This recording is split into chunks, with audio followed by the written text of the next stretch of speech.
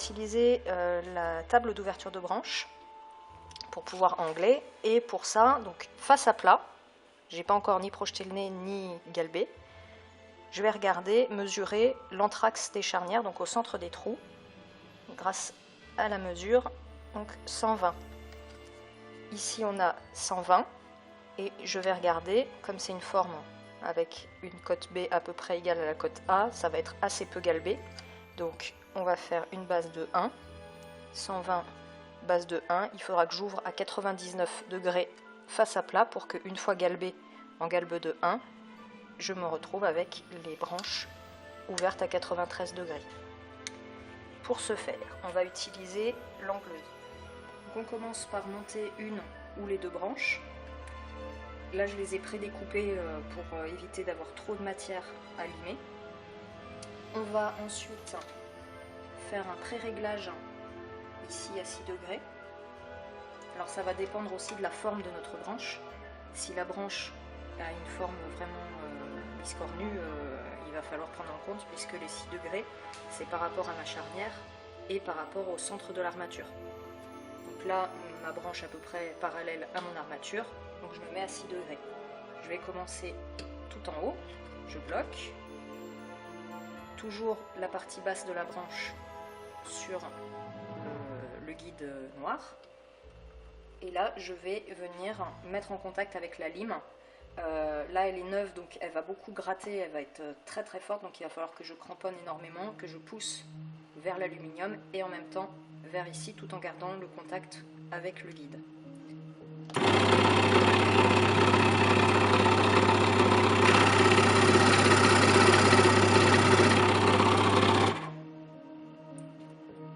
Voilà, je vérifie que mon angle est bon. Alors là, on ne voit pas encore.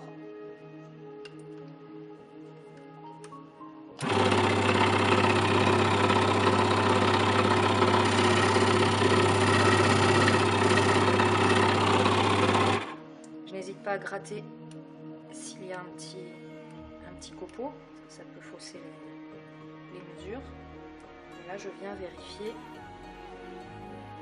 que mon angle est bon. Si jamais il n'est pas bon, s'il est penché comme ceci ou comme ceci, je vais venir modifier cet angle-là pour que mon angle pantoscopique ici soit parfait. Là, je n'ai pas besoin, c'est tout pile.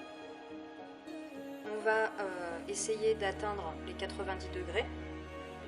Là, il n'y a pas besoin de mesurer, c'est vraiment à l'œil.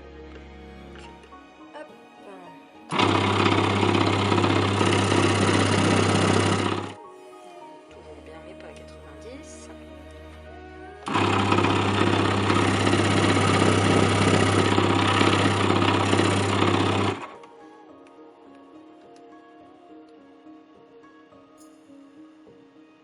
Voilà, là je suis pas loin d'être à 90 degrés. Donc pour enlever ce petit triangle de jour, il va falloir que je commence à baisser ici. Je verrouille.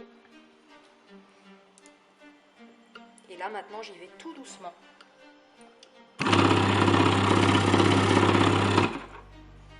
Parce que ça va commencer à ouvrir très vite. Et là je vais mesurer sur la table. Donc pour mesurer sur la table, il faut déjà positionner cette barre ici à 6 mm, puisque là mon tenon est à 6 mm d'épaisseur. Et ensuite je viens mettre le coin de ma branche au niveau de ce petit point ici, qui est le centre de tous ces traits. Je viens barrer, mettre la barre ici, et là je vois que je suis à 91 degrés. Il faut que j'aille jusqu'à 99. Donc je vais recommencer à aller tout doucement sur l'angleuse pour ouvrir jusqu'à 99. Donc, je descends au fur et à mesure. Et là je mesure sur la table. 94, j'y retourne.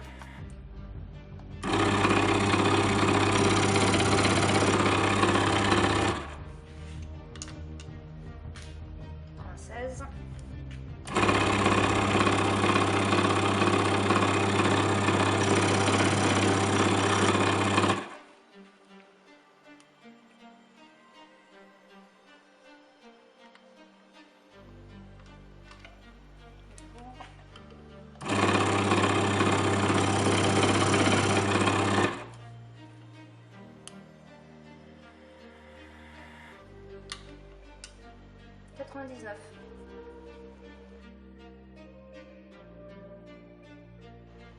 Donc maintenant on va faire l'autre côté.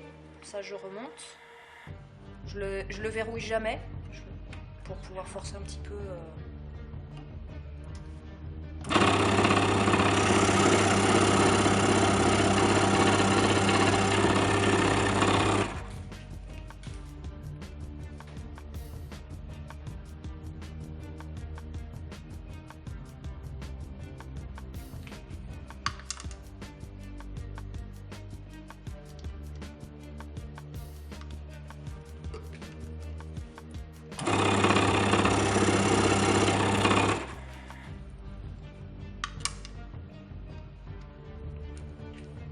Degrés, donc je vais pouvoir commencer à baisser un petit peu.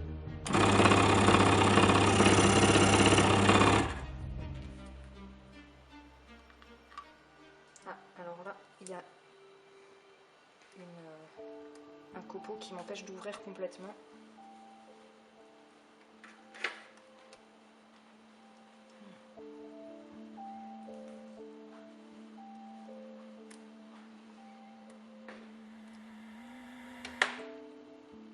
Voilà. 94.